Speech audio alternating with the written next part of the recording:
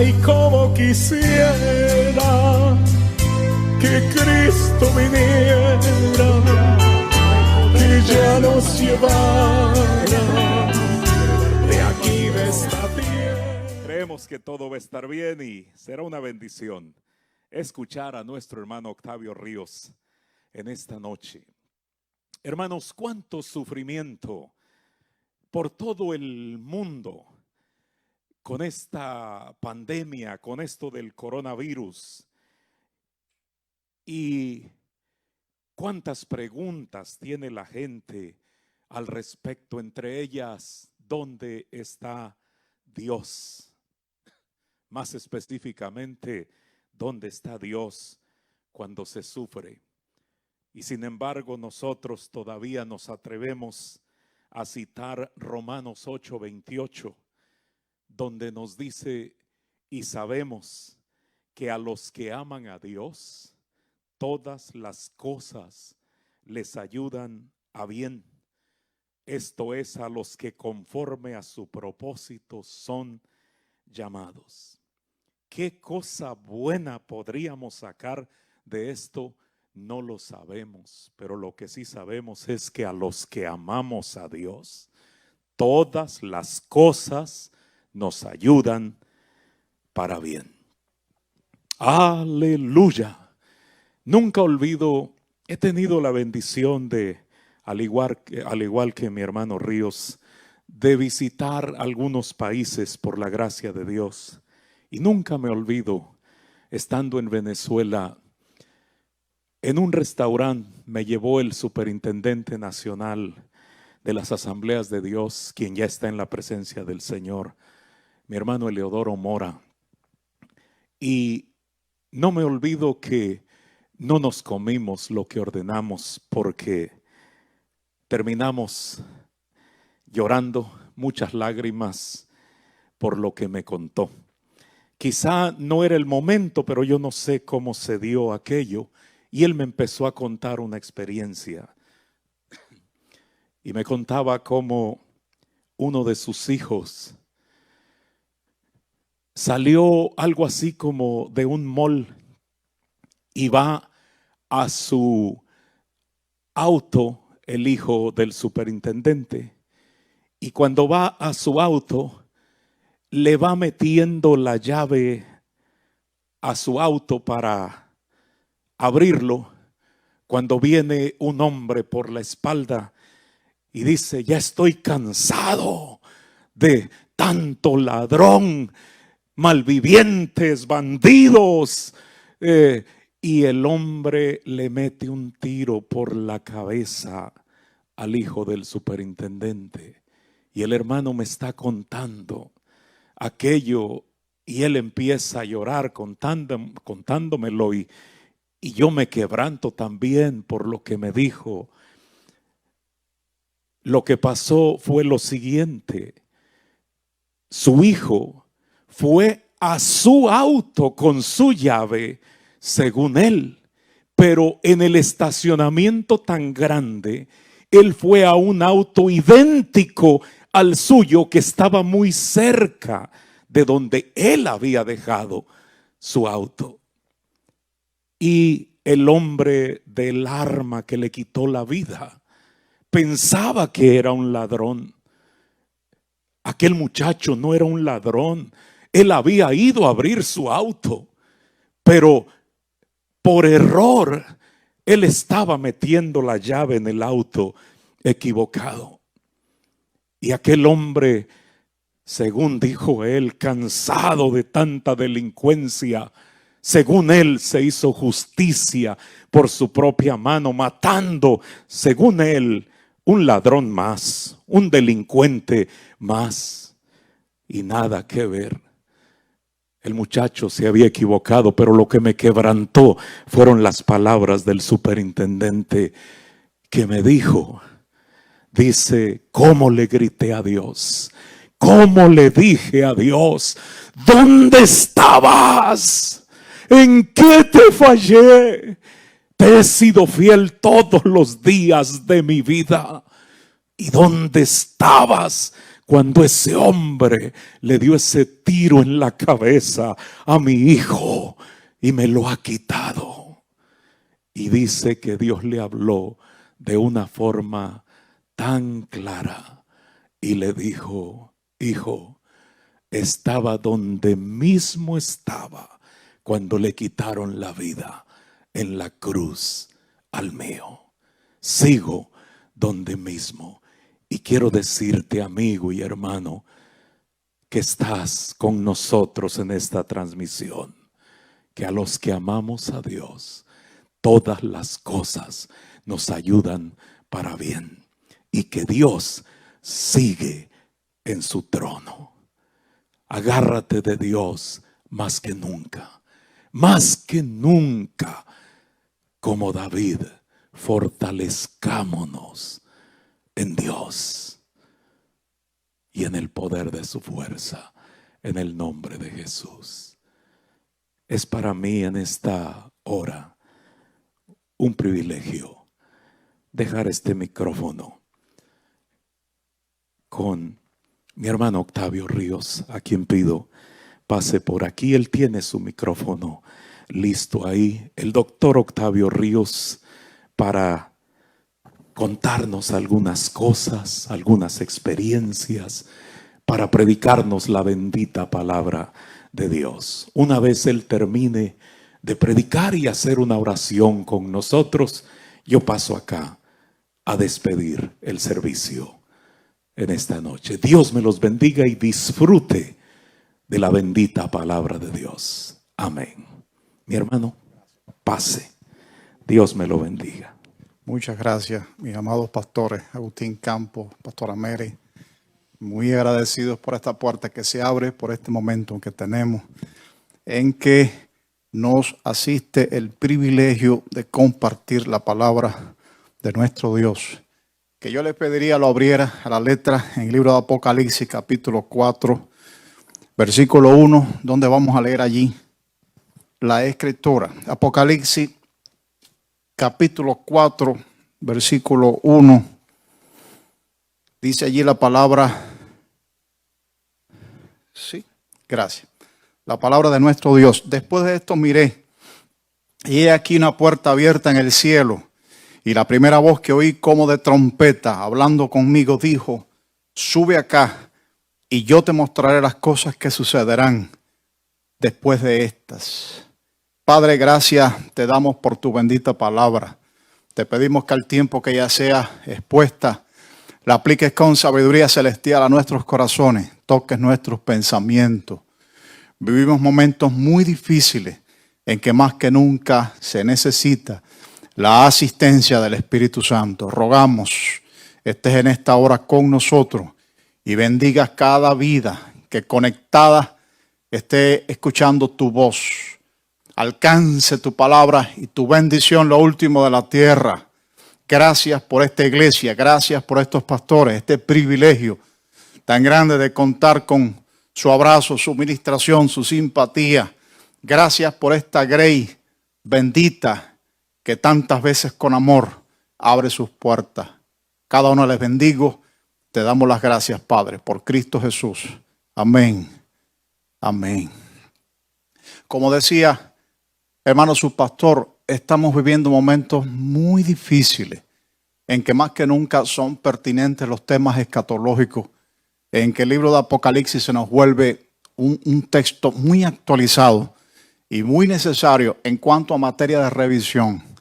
Y llueven por todas partes las preguntas que nos llegan a través de las redes, por correspondencia, se contactan los hermanos y prácticamente todos tienen preguntas muy parecidas, que son temas muy comunes.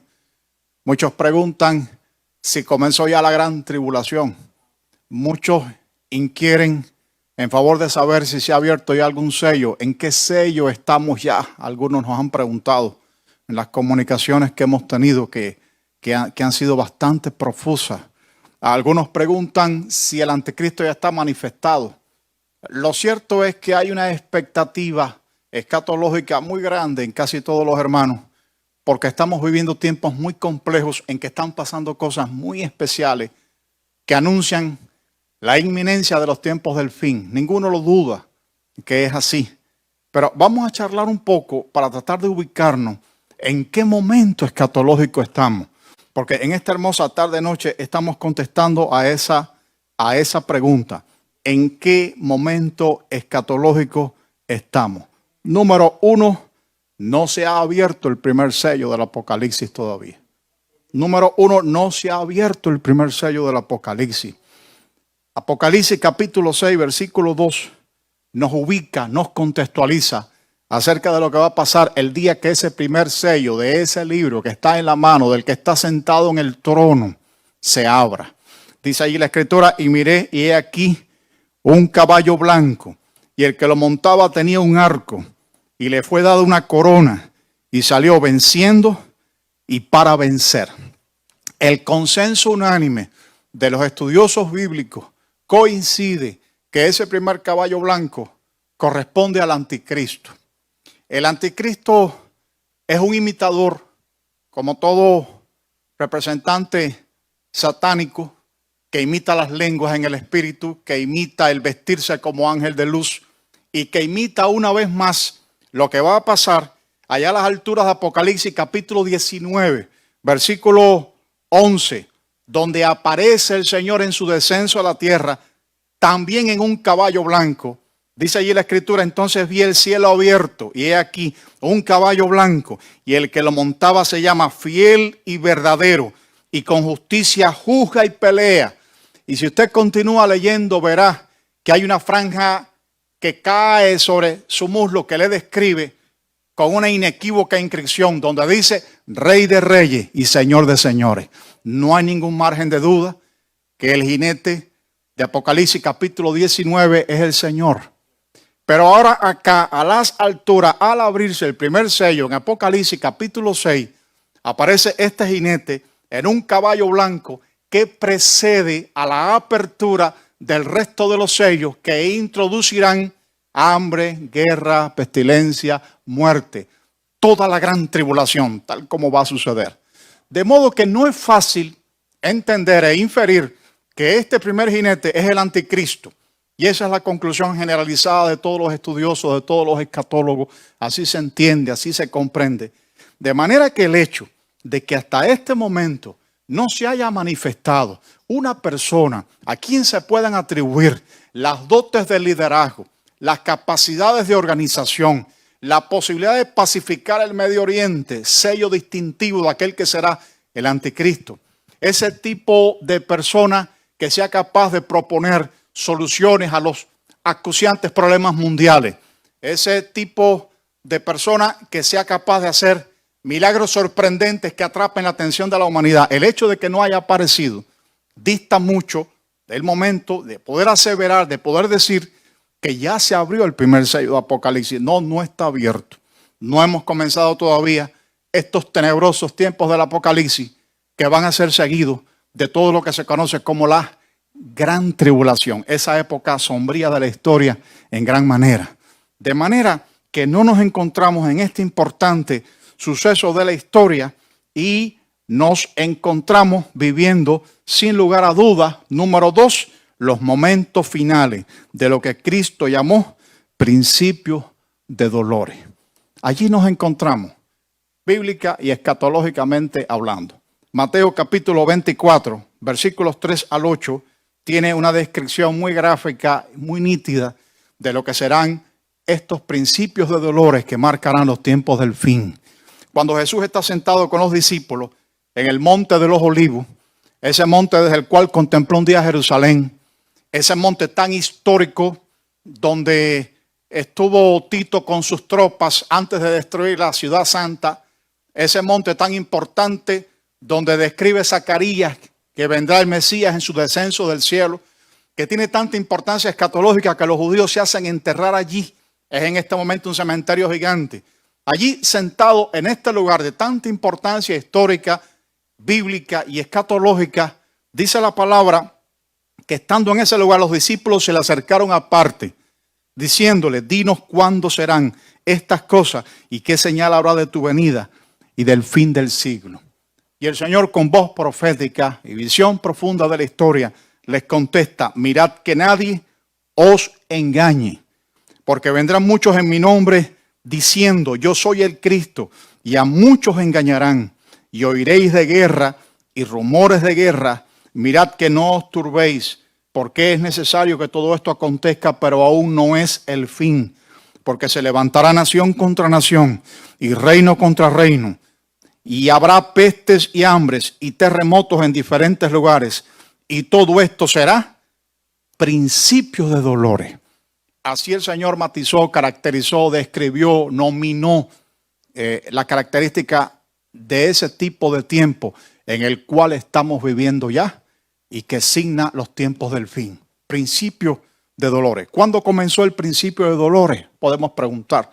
Y los escatólogos no se ponen muy de acuerdo en la respuesta, pero muchos coinciden que la Primera Guerra Mundial, en el año 1914, en que por primera vez se fundieron en una conflagración sin precedente las naciones más importantes de la tierra, marcó lo que se puede conocer como el comienzo del principio de dolores. Le seguiría a la Primera Guerra Mundial, de parte de la iniciativa de Alemania, una Segunda Guerra Mundial que estallaría en los años 1939, que se extendió hasta mayo de 1945, en que pereció una cantidad indescriptible de personas, muchos más civiles que militares en la Segunda Guerra Mundial. Y este gran estallido bélico, que no solamente se caracterizó por un conflicto militar, ejércitos contra ejércitos, sino que se caracterizó como nunca antes por un nivel de criminalidad y un nivel de barbarismo en la exterminación de grupos humanos, un nivel del holocausto judío, lo que ellos llaman el Shoah en hebreo, judío, en que perecieron en cámaras de gas, en crematorios, inexplicablemente 6 millones para unas estadísticas, 8 millones para otras de judíos por el solo hecho de serlo. El hecho de que estas cosas ocurriesen sin precedente ninguno en la historia de la humanidad marca un nivel de maldad en la manifestación, el corazón humano, que realmente no tiene antecedentes en la historia. Marca el hecho de que estaban ocurriendo en el siglo XX sucesos que cambiaron para siempre inclusive la cosmovisión de la humanidad. Perecieron el unitarismo, el humanismo, los que estaban a favor del post-tribulacionismo, o sea, del hecho de que el ser humano sería capaz de instaurar en la tierra un periodo de paz y prosperidad tan grande que abriría paso a la entrada de Cristo en la tierra. Un tiempo de tanta prosperidad, de tanta bondad. Los que así pensaban dejaron de pensar de esa manera. El post-tribulacionismo sufrió un duro golpe con la Segunda Guerra Mundial, porque todos los seres humanos llegaron a una conclusión: el hombre no es bueno. Hay una maldad intrínseca en su corazón que es demasiado grande y que se expresa de una forma cada vez más sentida. Fue lo que le abrió paso entonces a la neortodoxia. Fue lo que hizo que la gente dejara de pensar en ese ser humano lleno de bondad y lleno de amor que por sí solo podría darle a la humanidad un gran futuro. Todo colapsó con las 2 primeras guerras mundiales. Los terremotos crecieron las enfermedades. La pandemia que siguió a la Primera Guerra Mundial en el año 1918 de gripe española, mal llamada española, porque no nació exactamente en España. Era España el que, como no estaba involucrada en la Primera Guerra Mundial, tenía libertad de comunicación y era que lo informaba al mundo entero. Por eso se le llamó así. Pero esa gripe española que azotó el continente europeo, que azotó América también, terminó con la vida de 50 millones de personas. Todo el mundo entendió de inmediato que estábamos en tiempos especiales de la historia y que habían comenzado los principios de dolores. Ahora, ¿en qué momento estamos ahora exactamente? ¿Qué es lo que nos hace pensar que estamos en el final del principio de dolores? Una característica muy especial que tiene la época en que nosotros estamos viviendo, y es el hecho de que Israel, que es el reloj de la historia, ya está colocada allí en su territorio. Yo conocí a algunos maestros de finales del siglo, formados en colegios con profesores de finales del siglo XIX, y ellos nos decían, en una oportunidad hace mucho tiempo de eso, nos decían que la posibilidad de que Israel regresara a su territorio era tan remota desde el punto de vista histórico, político, desde el punto de vista del análisis social, que muchos, por muy fundamentalistas que fueran, instaban a que se hiciera una reinterpretación, una nueva lectura de qué cosa era el regreso de Israel, qué cosa era el brotar de la higuera, qué cosa era lo que Dios había querido decir con ese de lo último de la tierra os traeré. Y había que hacer una revisión porque era muy improbable que Israel regresara a su territorio. De modo que cuando el 14 de mayo de 1948, a las 4 de la tarde, 16 horas local, en el territorio de Israel, allí David Ben Gurión se reúne con su primer parlamento y proclama el nacimiento del Estado de Israel. El mundo cristiano supo que habían comenzado de una forma enfática esta parte final del principio de dolores, porque Israel de hecho se convirtió en el reloj de la historia, el que nos dice que todo está llegando a su fin, porque el Señor Jesús lo anunció en este mismo Mateo 24, cuando desarrollaba el tema, le dijo en el versículo 32 a sus discípulos, de la higuera aprended la parábola, cuando ya su rama está tierna y brotan las hojas, sabéis que el verano está cerca. Y había precisamente mucha incertidumbre con respecto a los tiempos escatológicos por el hecho de que Israel estaba lejos, disperso por la tierra. La mayor parte de lo que conocemos hoy como judíos de Tierra Santa eran judíos rusos, judíos polacos. En mi país había muchos judíos polacos, por ejemplo, al punto que en Cuba un judío era sinónimo de un polaco. A pesar de que Cuba tiene una descendencia española grande y que fueron judíos sefardíes los que llegaron en cantidad por miles en las primeras décadas del siglo XX. Tengo judíos sefardíes en mis ancestros. A pesar de eso, había muchos judíos askenazíes, que son los que provienen de la Europa que está un poquito más adentrada, de esa Polonia, de esa Rusia. Y en Cuba un polaco era sinónimo de un judío, por la carga tan grande que había de ellos allí. Y ese era el concepto judío, de modo que nadie esperaba que se pudiera reinstaurar la nación de Israel. El 29 de noviembre de 1947 las Naciones Unidas acuerdan en la resolución 181, partición territorial de Tierra Santa, con 2/3 partes. No fue como el otro día en un ataque a Facebook que me hicieron. Dijeron que la votación había sido muy apretada y que era injusta. No, no fue apretada. Fueron 2/3 partes las que se requirieron de votos limpios emitidos. No contaban las abstenciones. Era una votación tan difícil que los propios judíos no creían que les fuera fácil poderla alcanzar. De modo que uno de los milagros más asombrosos de estas cosas que ocurrieron fue la aprobación final de que Israel estuviese en su territorio. Mi pobre país votó en contra. México se abstuvo, fue un poquito más. Pero países tan dispares como Estados Unidos y la Unión Soviética votaron a favor. China, gran superpotencia, se abstuvo también. Francia votó a favor. Al final 33 naciones aseguraron esas 2/3 partes. Israel comenzaba a estar allí en su territorio.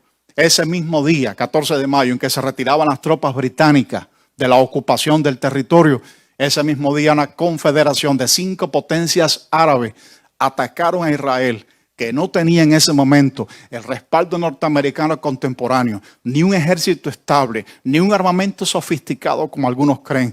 Era una guerra perdida. Había comenzado la primera guerra árabe-judía de la historia, en que los judíos obtuvieron una resonante y muy difícil victoria de la que podemos hablar otro día. Desde el punto de vista del interés escatológico que despierta, el hecho de que la higuera ya esté con sus hojas brotando, que ya sea una nación constituida y que haya florecido, como anticipadamente se hizo saber, hace que nosotros sepamos que estamos ya no solamente en principio de dolores, sino en la parte final de ese principio de dolores.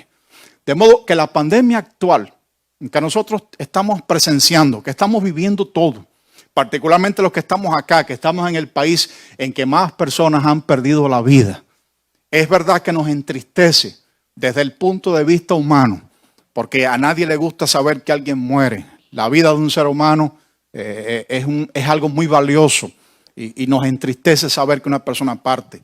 Pero al mismo tiempo el cristiano promedio tiene que levantar su frente porque Jesús dijo que lo hicieran. Porque vuestra redención está cerca, dijo el Señor.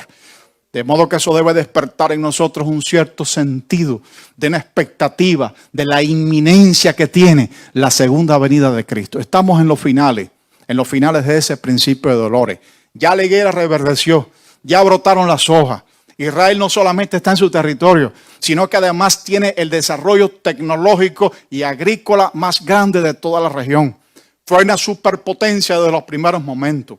Se convirtió pronto en el primer productor de diamante artificial. Se convirtió en el tercer productor mundial de cítrico. Rápidamente desarrolló toda la tecnología relacionada con la informática desde que esta comenzó. Nos dio las memorias USB, nos dio las biocámaras para diagnóstico temprano de cáncer, dio los biosensores para la detección de la apnea del niño, dio los sistemas de microgoteo que desarrollaron la agricultura de medio mundo, empezando también por mi país, que tenía en el año 73 3,000 asesores técnicos de Israel desarrollando nuestra agricultura.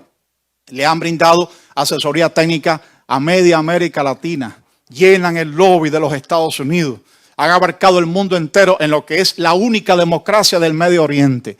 Nadie duda que ya la higuera reverdeció.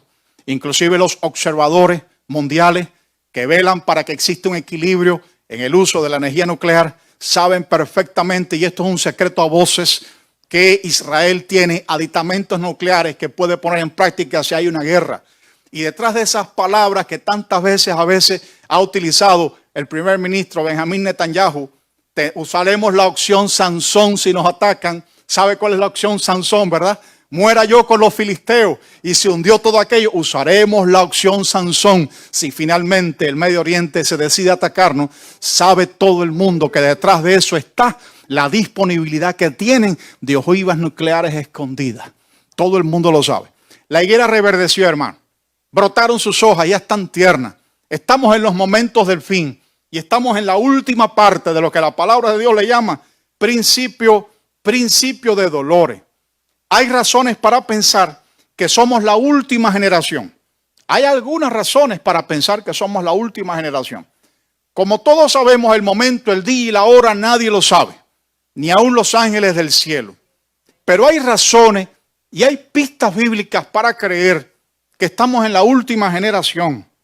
De cierto os digo, dijo el Señor, que no pasará esta generación hasta que todo esto acontezca.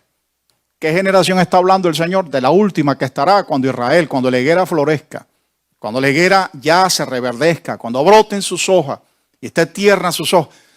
Esa generación no pasará antes de que entonces el Señor venga. Ahora, la discusión empieza con que qué cosa es generación. ¿A qué se refería el Señor? Algunos intérpretes dicen que se refería posiblemente a que generación viene de la palabra genea, que significa nación, no pasará esta nación, pero esa interpretación es muy débil. Y la mayor parte de los intérpretes abogan en favor de una interpretación que tiene que ver literalmente con el hecho de que generación sea el conjunto humano que viva en el tiempo en que esto suceda. Y en el año 1970, algunos de ustedes recordarán al escritor cristiano Hal Lindsey, que convirtió en un éxito de venta su libro El último y gran planeta Tierra. Ahí él decía que una generación eran 40 años, porque la veía desde el punto de vista del procrear. Como la palabra generar tiene que ver con procrear, con surgir, y es verdad que es uno de los significados de la palabra, él entendía que la generación era de 40 años y se anticipó a decir que los próximos 40 años después del año 1948 tenía que ver con la segunda venida de Cristo. De modo que en el año 88 había cierta expectativa del regreso de Cristo que no tuvo lugar. Cuando esto ocurrió y no tuvo lugar en el año 88, muchos entonces tildaron esta interpretación de herética y de muy errónea. Y el mundo entero rechazó lo que era hasta ese momento un bestseller. En la inauguración de este libro, en el lanzamiento de este libro, estuvieron presentes un auditorio gigante programado televisivo de 17 millones de personas. Era grande el escándalo que hizo esta publicación. No vino Cristo en 1988 y el mundo entero repudió y rechazó las declaraciones que había hecho este escritor, excepto una persona, excepto un ancianito interesante, que no era cualquier persona, era Kenton Bichor, un doctor en teología que tenía a su haber como plataforma para pronunciarse, a hacerse oír el hecho de que era el presidente de las sociedades bíblicas mundiales. Bichor detuvo a la gente y les dijo, un momento, porque las cosas no son tan así. El Salmo 90:10 dice que los días de nuestra edad son 70 años y si en los más robustos son 80 años, y ahí puede estar el indicio de lo que es una generación bíblicamente hablando. De modo que hay un cálculo que se puede hacer, que nos puede abocar a una fecha, a un lapso de fecha. Nadie sabe el momento y la hora, pero Dios sí permitió en la revelación de Mateo 24 que uno pudiera auscultar el rango de tiempo en que tuvieran lugar los momentos finales del llamado principio de dolores. Y quizá esta generación de la que se está hablando sea esa, que tiene que ver con 70 y 80 años. Si calculamos los 70 años, a partir de 1948, tendremos el año 2018 como posible regreso del Señor. Ya pasó. Pero si calculamos 80 años, a partir del 48, tendremos el año 2028. De manera que más de un escatólogo, personas muy serias, no gente sensacionalista, personas muy serias del mundo de la escatología contemporánea, contemplan años de especial observación, los comprendidos entre el año 2018 y 2028. Es un rango de tiempo en que hay que tener mucha expectativa, la inminencia del regreso del Señor a la tierra. La otra gran pregunta que la gente se hace es la clásica: ¿pasará la iglesia la gran tribulación? Las personas están muy preocupadas porque la Biblia describe acontecimientos, cataclismos, crisis mundiales. La Biblia describe un perecer de la tercera parte de la humanidad, que significa un morir de 2.000 a 3.000 millones de personas.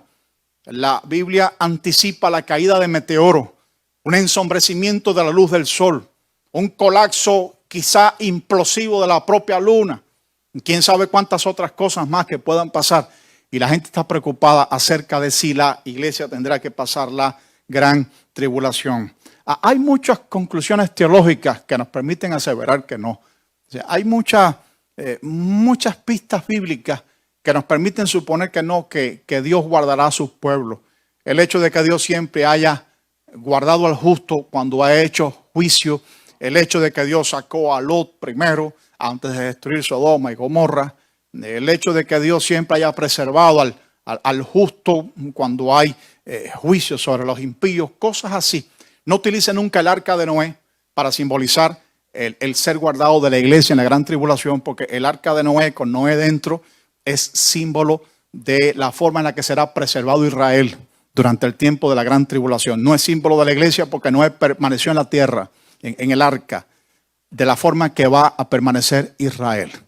De modo que ese pasará la iglesia, la gran tribulación, tiene que ser contestado utilizando algunos argumentos y algunas pistas escatológicas que aparecen con mucha fuerza en algunos lugares de la Biblia. No los voy a agobiar ahora diciéndole todos los lugares o todos los indicios en que parece estar diciendo el Señor que pronto la iglesia se irá. En ese Apocalipsis 4.1, por ejemplo, la mayoría de los escatólogos ven una señal del sacar la iglesia de la tierra. En ese sube acá que dice el Señor a Juan, parece estar el arrebatamiento de la iglesia, porque el problema es que entre Apocalipsis 4 y Apocalipsis 19 no hay mención de la iglesia. Aparece ya en el 19:20 la iglesia. Durante todo el tiempo del desarrollo de la gran tribulación, algo tan importante como lo es la iglesia no aparece. En Apocalipsis aparece la iglesia apóstata y aparece la gran ramera, pero la iglesia, aquella que está ataviada para las bodas del Cordero, viene a aparecer en Apocalipsis 20. De modo que eso hace que todo el mundo entienda que si no se menciona algo que es tan importante como la iglesia de Jesucristo, la verdadera iglesia del Señor, ya la iglesia entonces partió. En Apocalipsis 4, muchos ven en ese sube acá una señal del rapto. Muchos ven pequeñas pistas en las palabras del Señor. Ese levantaos, vamos de aquí, que dice a sus discípulos, son elementos bíblicos de aquí y de allá. Pero hay un capítulo que yo te invito a que tú leas hoy, que tiene una fuerza escatológica extraordinaria y que muchos pasan por alto y que no está exactamente en el Nuevo Testamento, no es revelación neotestamentaria, no fue algo que nos dijo Pablo, que es por excelencia aquel que nos da las pistas principales del rapto de la iglesia en Tesalonicenses, en Corintios, que nos habla del arrebatamiento, cosas así. Es un capítulo de la Biblia que está en el Antiguo Testamento, pero que tiene una fuerza extraordinaria, escatológicamente hablando. y es Segundo de Reyes. El libro Segundo de Reyes, allí en el capítulo 2, el capítulo entero, desde el versículo 1 hasta su último versículo. Segundo de Reyes es uno de los capítulos que tiene más fuerza expresiva en lo que a escatología se refiere. Es el capítulo, seguro que usted lo sabe mejor que yo, de la despedida del profeta Elías para con Eliseo. Elías ya va a partir y más de una vez está despidiendo a Eliseo: quédate aquí, el Señor me envió allá. Y Eliseo sabe que la despedida del profeta, aquel que es su mentor, aquel que es quien va a delegar sobre él la esfera de poder grande que tendrá, él sabe que se irá. Los hijos de los profetas se acercan y le dicen: ¿sabes que tu Señor va a ser quitado hoy a ti? Sí, calla, yo lo sé, yo lo sé. La despedida está cerca. El profeta Elías desciende con Eliseo hasta el Jordán. Jordán es una barrera, un límite. Hasta hoy la llanura del Jordán es el límite natural que divide Tierra Santa, Israel, de Jordania, de la Transjordania. De modo que allí en esa barrera que es el Jordán, que nos está diciendo que hay una separación o un límite, allí Elías divide las aguas y de pronto cuando está teniendo lugar esa escena final, dice la Escritura que un carro de fuego se lleva de pronto a Elías. Elías es arrebatado. Hasta ahí la señal no está clara. La señal escatológica todavía no está clara. Podemos forzar la interpretación y decir que sí, que fue arrebatado vivo. Ya el hecho de que haya sido arrebatado vivo es grandemente significativo, porque está establecido que todo hombre muere y después el juicio, excepto los que se han arrebatado. En el arrebatamiento de la iglesia, el rapto de la iglesia, ahí Elías sale vivo, sube unos carros de fuego. Pero lo que le da fuerza escatológica significativa es lo que pasa después. Los profetas que se habían parado en grupos de 50 lejos quieren buscar a Elías. Eliseo sabe que no es posible encontrar lo que ya se fue. Y regresa, sube hacia Betel, divide otra vez el Jordán. ¿Dónde está el Dios de Elías? Divide otra vez el Jordán y regresa a Betel. Y ahí entonces sucede algo que es muy interesante y que es muy mal entendido. Salen 42 jóvenes, dice la palabra, y se burlan con palabras muy significativas de Eliseo. Sube, calvo, sube. Se están burlando de Eliseo y se están burlando del arrebatamiento que hubo de Elías. Sube, sube como subió Elías. Se están burlando de ambas cosas, como se burla el mundo contemporáneo del mensaje del rapto de la iglesia que tanto la iglesia predica. Como se burla el miembro que tiene una vida fría y tibia cuando se le llama a afianzarse en el Señor. A ese despiértate tú que duermes y levántate de los muertos y te alumbrará Cristo. Como se burla el mundo de eso. Así se burlaron de Eliseo. Y Eliseo hace una cosa que en la comprensión de la gente es muy extraña. Los maldice. Maldice a los 42 muchachos. Salen 2 osos y destruyen y despedazan a los 42 muchachos. Y uno dice de pronto, qué escena más cruel.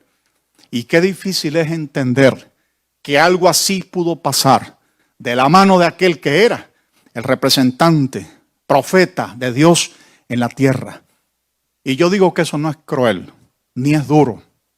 Eso es profético. Esos 42 muchachos, oiga la cifra, son esos 42 meses de la parte dura de la gran tribulación.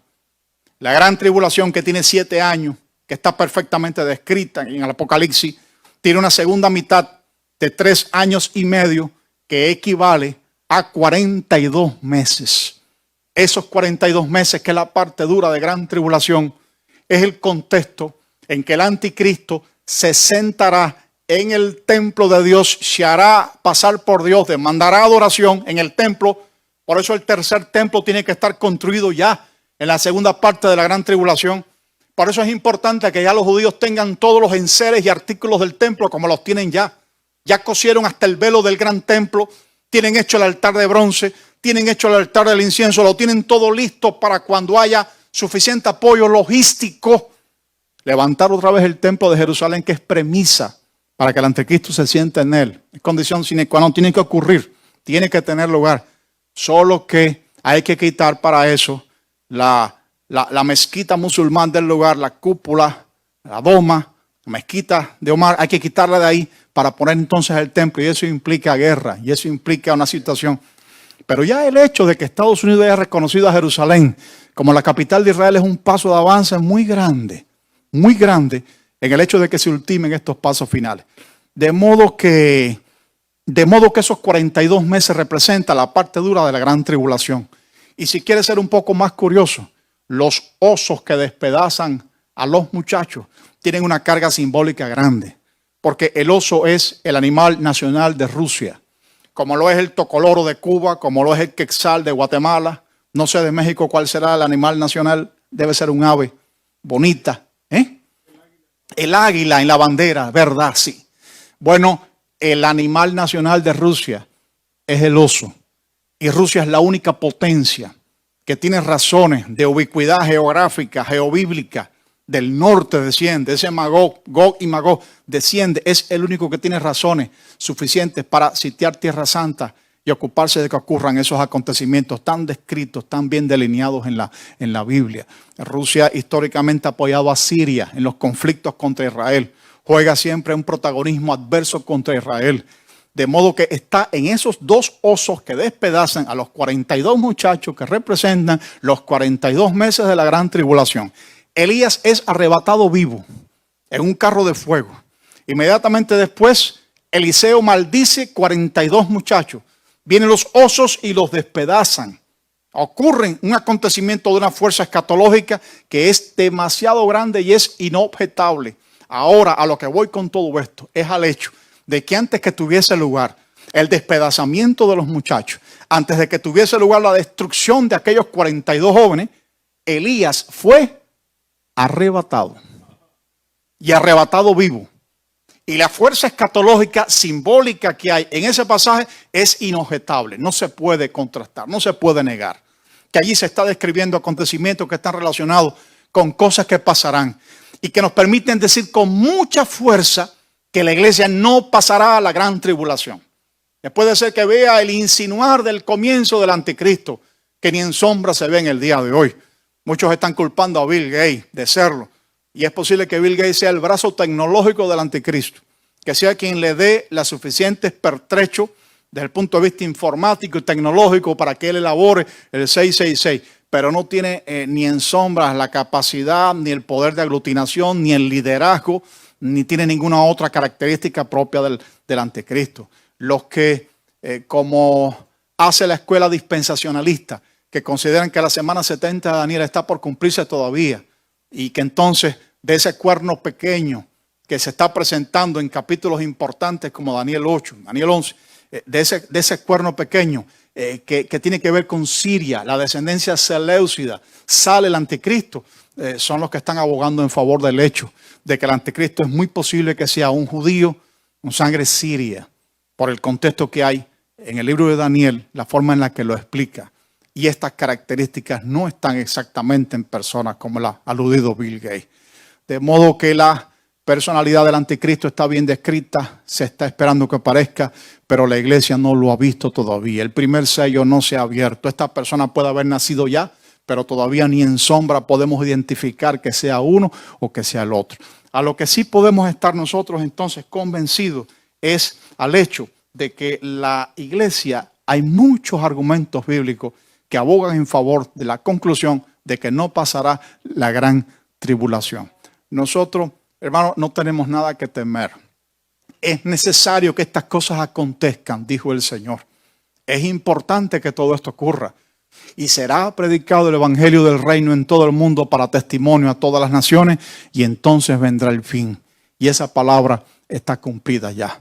Hemos llegado con los medios de la tecnología moderna hasta lo último de la tierra. La nación más hostil al evangelio en este momento es Corea del Norte. Corea del Norte está bombardeada desde el punto de vista de radiodifusión. Se le lanzan globos con Biblias colgando. Corea está bombardeada constantemente por el evangelio. Hay una cierta interacción de la palabra del Señor allí. Y Corea es el país que más prisioneros por causa de su fe tiene. 50,000 cristianos, hermanos suyos, hermanos míos, se encuentran en campos de concentración, padeciendo de hambre por causa de la fe en Corea del Norte. Pero aún en esa nación hostil, el evangelio ha entrado. Aún ahí el evangelio ha hecho una obra y ha tocado. Países islámicos tienen presencia evangélica también notable y significativa. Con el desarrollo de la tecnología tan grande como la que hay, es muy difícil bloquear la difusión del evangelio de Jesucristo. Gloria al Señor. De modo que no hay algo que falte por cumplirse, todo está cumplido. Y estas pandemias tan grandes como las que estamos viviendo, que son tan tristes desde el punto de vista humano, tienen sin embargo una voz alta y clara con la que nos están diciendo todos los días: Cristo viene ya. Cristo viene ya. La doctrina de la inminencia de la segunda venida de Cristo es más fuerte en la medida en que pasa cada día. Y es verdad que no podemos saber ni el día ni la hora en que esto va a pasar. Vuelvo a decirlo. Pero si usted tiene un poco desarrollado el principal don que yo tengo, que es el don de sospecha, usted debe de atender mucho a las festividades judías. Porque Dios es un Dios de detalle. Dios no va a venir cualquier día, de cualquier hora. Tiene que haber algo significativo en el día y la hora en que venga. Y hay fiestas como la de las trompetas, que tendrá lugar el próximo 18 de septiembre, que son alusivas al hecho de la forma en la que se menciona a la final trompeta, constantemente para hablar de cualquiera de las dos venidas del Señor, de la invisible o de la visible. Y a mí siempre me llama la atención, y hoy leyendo me llamaba la atención, nunca me había fijado, los jóvenes hijos de los profetas, que en este capítulo que estuvimos compartiendo, de Segundo de Reyes, capítulo 2, dice la Escritura que se paran de lejos. 50 jóvenes de los hijos de los profetas llegan a la escena en que se está despidiendo Eliseo de Elías y dice que se paran de lejos. 50 jóvenes. ¿Por qué 50? 50, alusivo tal vez a Pentecostés. Quizá tenga que ver con el hecho de que en Pentecostés pueda venir el Señor. No lo sabemos. Pero atención, iglesia, con las fechas que son significativas. Atención con Pentecostés. Atención con las festividades judías. Atención porque en cualquier momento puede venir el Señor. Y esto es bíblico, esto es escritural, esto es escatológico. El hecho de que Cristo venga ya.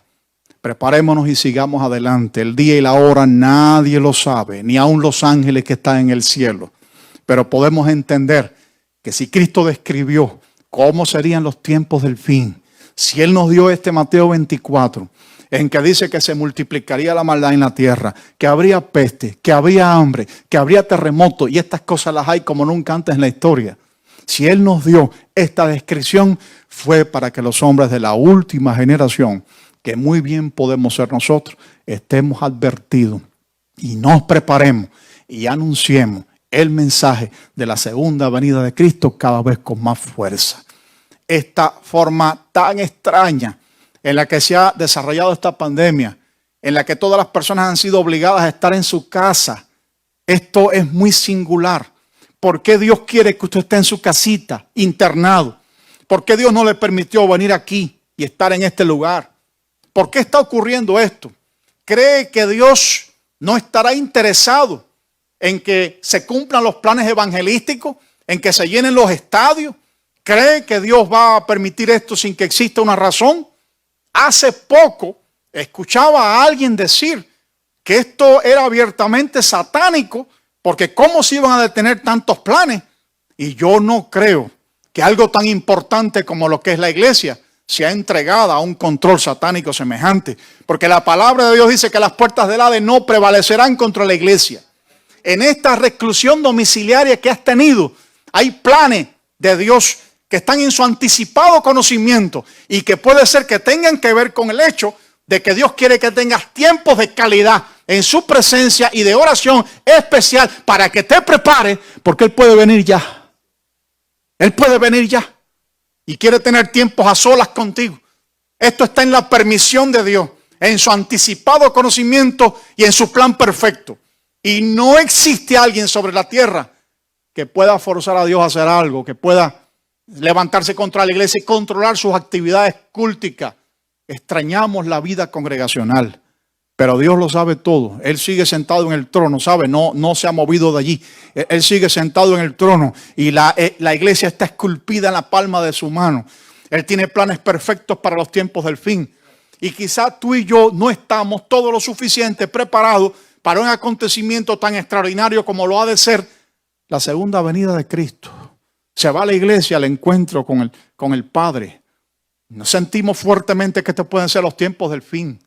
Todos los predicadores de calidad, no estoy desestimando a nadie, pero me refiero a figuras internacionales que tienen un ministerio probado por los años. Todos tiemblan cuando dan el mensaje de la segunda venida de Cristo. Vi estremecerse a Ana Grant cuando tuvo que dar esa palabra de arriba abajo. Una persona tan sobria, tan medida, una persona tan tímida. La vi sobrecogerse de arriba abajo cuando dio el mensaje de la segunda venida. Dijo, siento poderosamente al Señor y siento poderosamente que Él viene ya. Personas tan conservadoras, tan lejos de esta efervescencia pentecostal que tenemos nosotros, que somos un poco más dados al Señor, a todos los predicadores de poder, todas las figuras internacionales, todo el que puede considerarse en este momento por la iglesia internacional una figura de valía en la predicación del evangelio, en la expansión de la palabra de Dios, está fuertemente abogando en favor de que la iglesia se prepare, porque la inminencia de la segunda venida de Cristo es cada vez más grande. Cristo viene ya y nuestro deber es prepararnos. Templos vacíos, esto es plan de Dios. Estos son regulaciones del cielo que están sin lugar a dudas dirigidas a que nos preparemos. Fíjate que la palabra sigue corriendo, fíjate que la palabra sigue adelante. Es triste que no nos podamos ver y abrazar, particularmente los latinos que tenemos una cultura de contacto tan grande que dependemos de abrazos y que dependemos de besos y que dependemos de estrechones de mano. Violamos todas las cuarentenas y tenemos serios problemas para mantener la distancia social. Todas estas cosas que son tan fáciles para los alemanes, para los suizos, para todas las culturas nórdicas, para nosotros una verdadera cámara de tortura. Pero así lo ha permitido el Señor, porque Él te tiene en casa preparándote para esa segunda venida, ese rapto de la iglesia para la que no queda ningún acontecimiento histórico ni escatológico por ocurrir o por tener lugar. Cristo viene ya y es el tiempo de prepararnos. No hay un solo argumento bíblico que nos permita poner dilación en el entendimiento de que la inminencia de esa segunda venida es cada vez mayor. Bíblicamente hablando, históricamente hablando, escatológicamente hablando, desde todas las perspectivas que se quieran mirar y entender, el Señor está a las puertas. Y Él viene a buscar una iglesia que se va al cielo.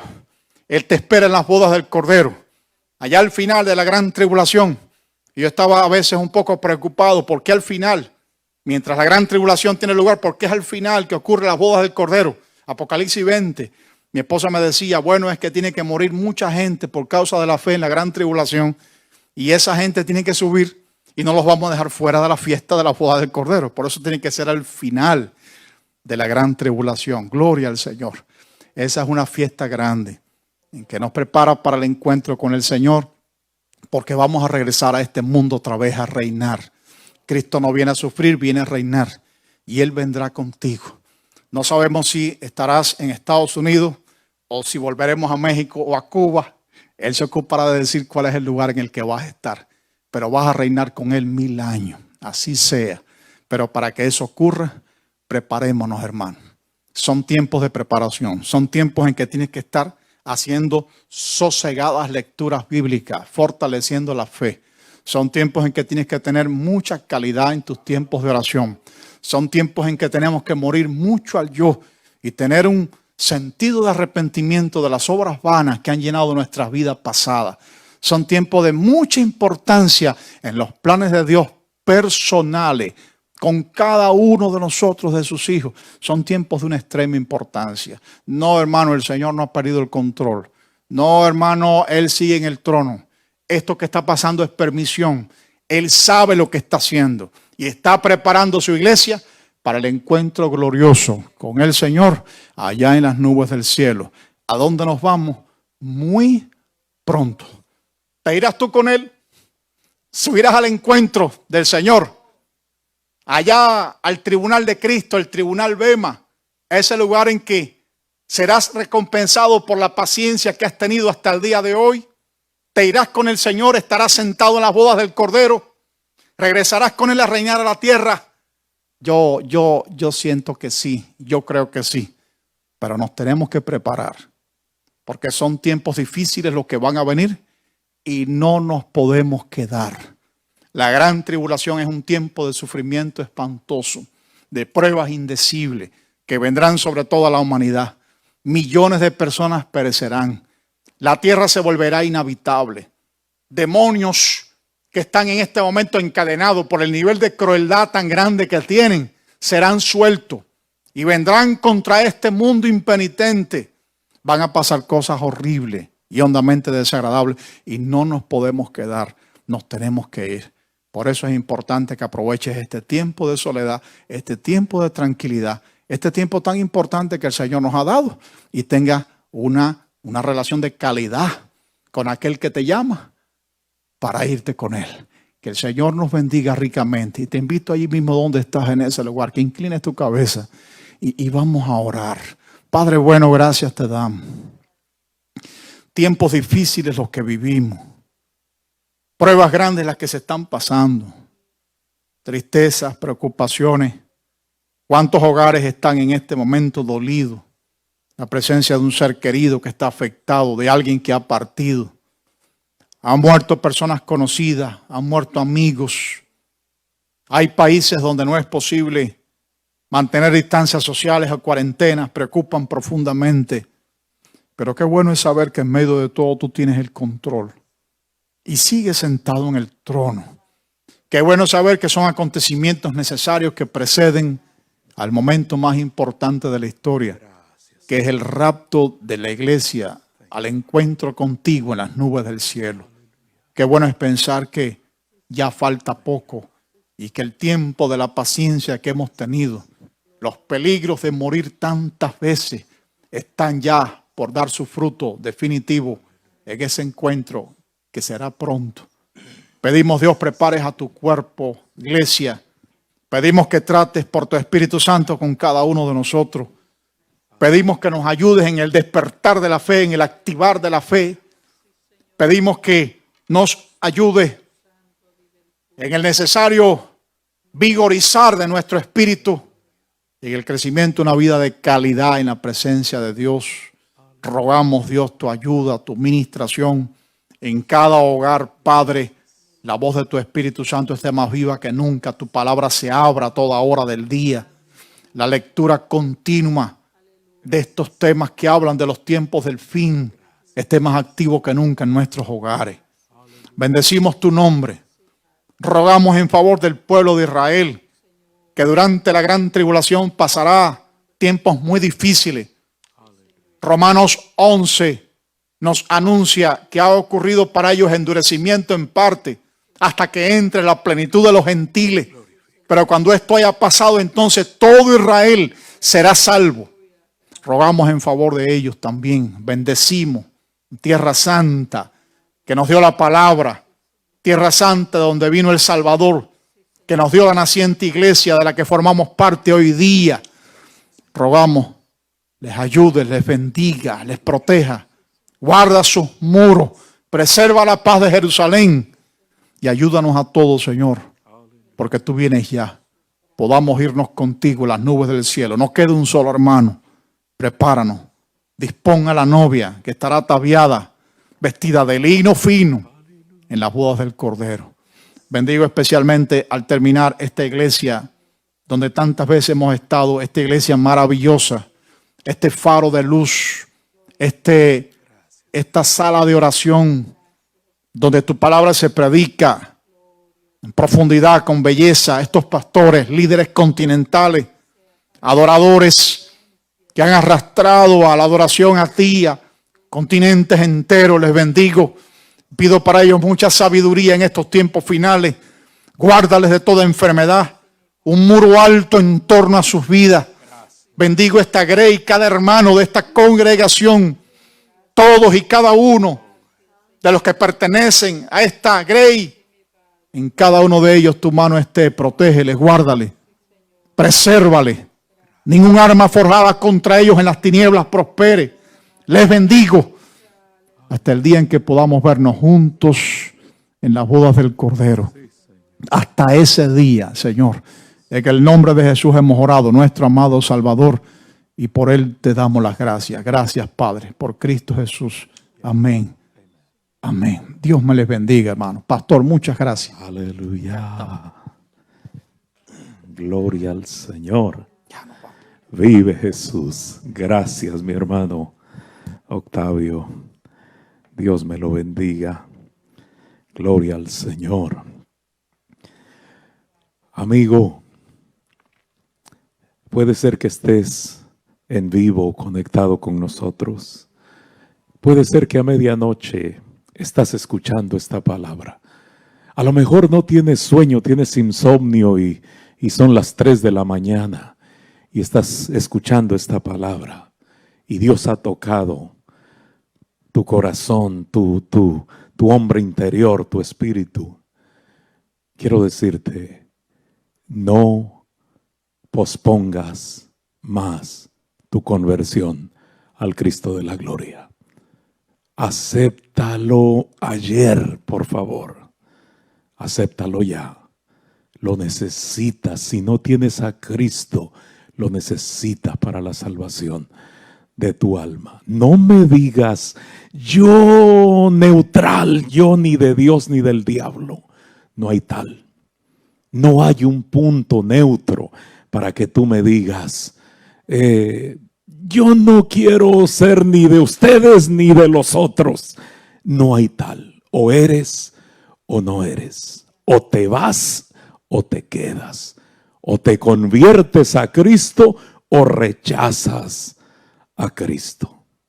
Hay solo 2 opciones. Y tú decides.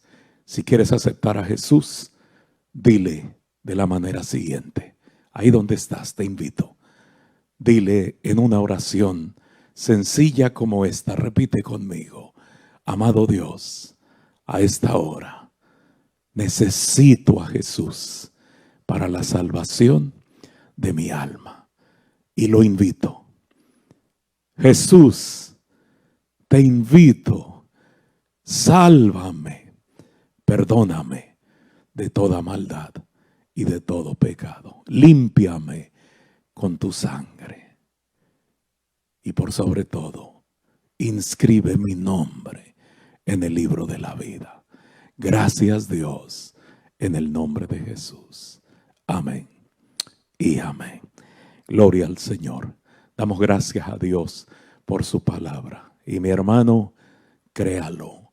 Dios no ha perdido el control. Tampoco se ha puesto viejito y se le salió de control la humanidad. En días pasados estaba pensando y se me ocurrió algo. La astronomía, cada vez sus avances son impresionantes y cuentan las galaxias como la nuestra, la Vía Láctea, como la Andrómeda. Cuentan las galaxias por billones con B. Y las estrellas las cuentan por trillones.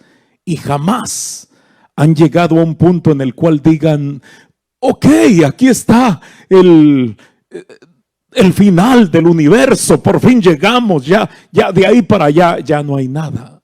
Y cuentan las estrellas por trillones. Y estaba pensando, los seres humanos en la tierra, estamos por llegar a 8,000 millones, o si lo quieres con B, a 8 billones con B.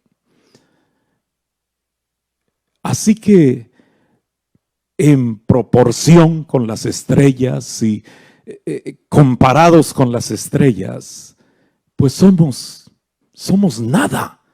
8 billones. Y las estrellas se cuentan por trillones, somos como nada. Y estoy diciendo esto para decir que mi Biblia dice que Dios las hizo, pero dice que conoce cada estrella por su nombre. Dios les puso un nombre. Y el universo, la naturaleza, todo le obedece a Dios. Así que agárrate de Dios más que nunca. Dios sigue en su trono y sigue teniendo el control. Gloria sea a su nombre. Quiero decirles para despedirnos de que quizá dentro de 3 domingos regresamos a la iglesia con algunas restricciones, pero nuestra gente de casa de oración, hay iglesias que ya abrieron, que ya está la gente regresando. Algunos ya el domingo pasado, algunos ya hace 2 domingos que están teniendo servicios. Yo no he querido todavía arriesgar a nadie. Me quiero esperar 2 domingos más y hasta dentro de 3 domingos dejaría. Y para entonces también las autoridades locales, estatales, nacionales, para entonces quizá ya haya otras medidas, pero creo que entonces regresaremos. Pero quiero decirles, todo el que regrese será de una forma voluntaria. A nadie le voy a decir, hermano, abrimos y usted no vino, abrimos y usted no ha llegado. Será voluntario. Vamos a ir regresando poco a poco. Los que quieran regresar ese primer domingo, vamos a venir con cubrebocas. Cada quien traiga el suyo, y el que no traiga uno propio, acá la iglesia estará preparada para suplirles uno. Se trae sus propios guantes, y si no, acá se le entregarán unos guantes también, y estaremos dejándoles saber de cómo acá todo esto será desinfectado de todo a todo, y al terminar el servicio volveremos a desinfectar para el próximo servicio. Pero Dios me los bendiga, y el domingo estamos acá una vez más. Hermano Octavio, muchísimas gracias. Dios les bendiga. Qué gusto haberles tenido y haberles vuelto a ver. Gracias por la palabra. Hasta aquí la transmisión de Facebook en vivo desde la casa de oración. Les habló el pastor Agustín Campos. Nos despedimos. Amén. Ay, como quisiera que Cristo viniera, que ya nos llevara de aquí, de esta tierra.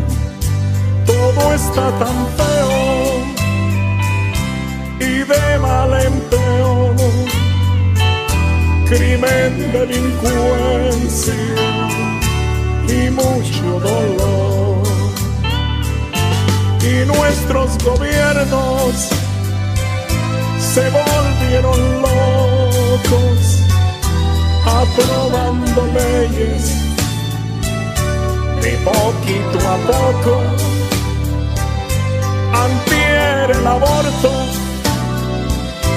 ayer marihuana, hoy hombres con hombres, que sigue mañana.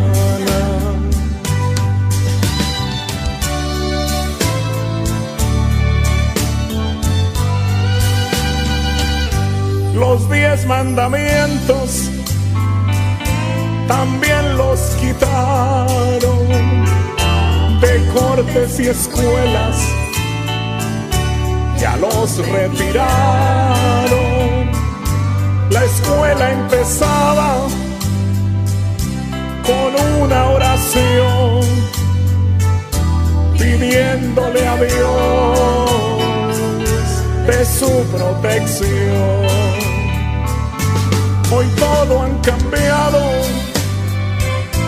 lo bueno es lo malo es lo bueno. ¿Qué nos ha pasado? Legalizan cosas sin considerar, y las consecuencias causan mucho mal.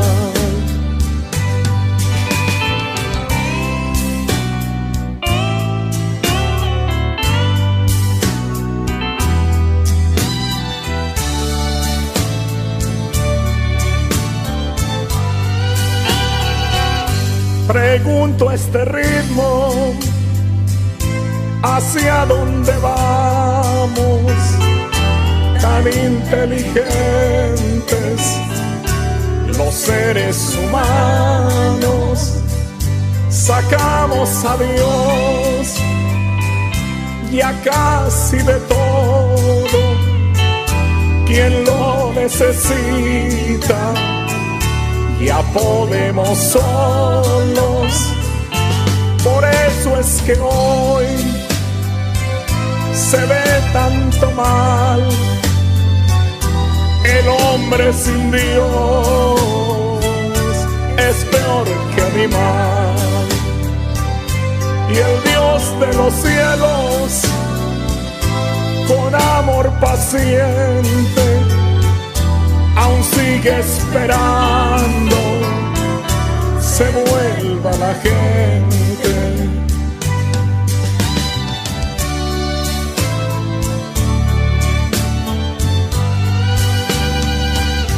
Que nadie se pierda, eso quiere Dios. Te sigue llamando, escucha su voz. Se llegó el diluvio, nadie lo creía, estaba anunciado. Se llegó aquel día, Dios cerró la puerta de aquel gran navío. ¿Cómo gritarían? Ahora sí, Dios mío, mas ya para qué el grito y lamento, ya estaba cerrado, ya no era el momento.